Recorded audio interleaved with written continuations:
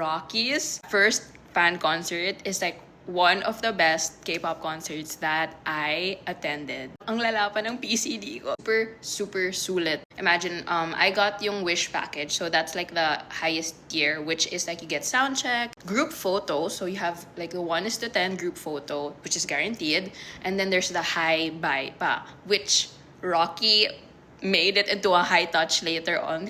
You know how some K-pop concerts won't allow you to record during sound check or even during like hi bye. Here for Rocky, as in they allowed. So I was like, ang generous naman, ang galing. And even for the fan sign, they allowed us to record. So when they announced the fan sign, parang I couldn't believe it. Na totoo ba to? Like it was a top up. So like for a set amount, like you have a guaranteed slot. I wasn't like super sure of everything I wanted to say. We had 30 seconds to talk to him. But I knew I wanted to tell him about my book. I wrote a young adult novel called The Hush Society Presents. I wrote it back when I was in high school pa. Tapos I only published it during the pandemic in 2021. And it was actually Astro that inspired me to publish it. Okay, wait, let me show you what I showed him. I have a photo card of my book. That was my turn. I just did that, and then I told him, because I said I wanted him to know that I was an Aroha before I was a Hamon. So I told him like, hi, actually, if you guys want to see it, I posted it on my page. I have the whole fan cam. Friends were saying na parang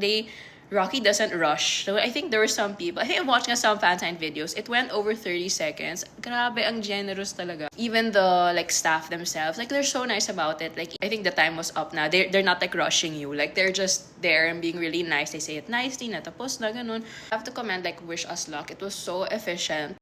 After fan sign, I was able to breathe na parang okay. Tapos na yung nerves ko. Parang I feel like I can focus more on the fan concert. Even sound check pa lang, ang fun na ni Rocky. Ang humor niya. He said, now you need to prepare 2 songs. Did we want one more? And loudest was the We Still Love You. So he was like, okay, we'll do We Still Love You. I guess he wanted to like lighten up the mood. So he was like, do this. Like, why are you doing this while seated? So he made a stand up, and then there's actually even a stance. He was like, put, I think, was it your left foot forward? And then you do that. So, sobrang nakakatawa. When the show started, as in,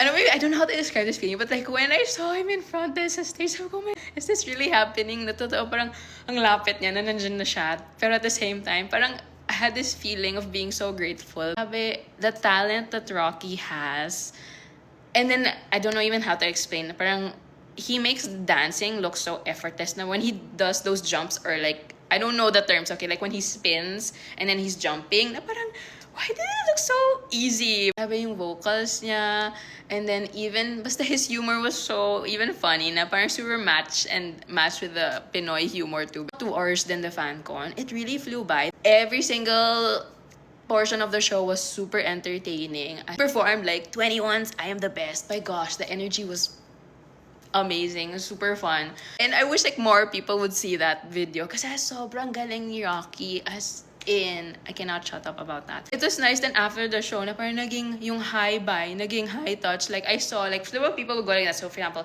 reenactment. This is Rocky's hand and then this is the fan's hand. So usually you go like that, right? So when the fan goes like that, he goes like that. I was like, what do you mean he does that? But oh my gosh, the way he looks at fans talaga. I can't believe it's been a week.